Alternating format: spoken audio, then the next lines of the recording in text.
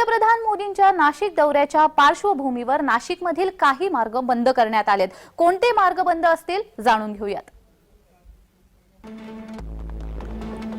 Santosh T point ते स्वामीनारायण चौकीकडे जाणारा मार्ग हा बंद असणार आहे। तपोवन चौफुली ते कार्यक्रम स्थळाकडे जाणारा मार्ग बंद असणार आहे। स्वामीनारायण चौक ते कार्यक्रम स्थळाकडे जाणारा मार्ग बंद असणार आहे।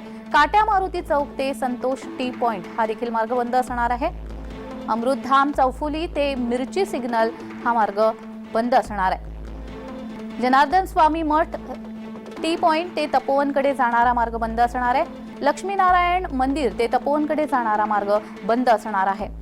तर निलगिरी बाग पाठ चौफुली ते तपोवनकडे जाणारा मार्ग हा बंद असणार आहे। विडी कामगार पाठ चौफुली ते निलगिरी बागकडे जाणारा मार्ग बंद राहणार आहे।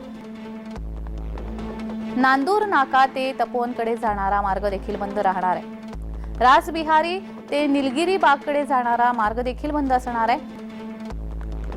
तारवाला चौक ते अमृतधामकडे जाणारा मार्ग बंद असणार आहे। दिंडोरी नाका ते काट्या मारुती चौकाकडे जाणारा मार्ग देखील बंद असणार आहे। टाकळीगाव काठे चौकाकडून सिद्धिविनायक चौक अमृतधामकडे जाणारा मार्ग देखील बंद करण्यात आलेला आहे। सीता गुफा मंदिर ते काळाराम मंदिराकडे जाणारा मार्ग देखील बंद करण्यात आलाय। काळाराम मंदिर ते नाग चौक काठ्या मारुती चौकाकडे जाणारा मार्ग हा बंद करण्यात आलेला आहे। सरदार चौक ते काळाराम मंदिराकडे जाणारा येणारा मार्ग बंद करण्यात आलेला आहे।